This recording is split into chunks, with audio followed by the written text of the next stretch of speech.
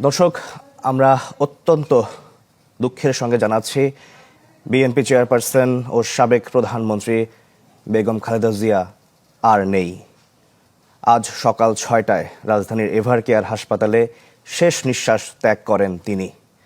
গত রাতে তাকে দেখতে রাজধানীর এভারকেয়ার হাসপাতালে যান দলের ভারপ্রাপ্ত চেয়ারম্যান তারেক রহমান।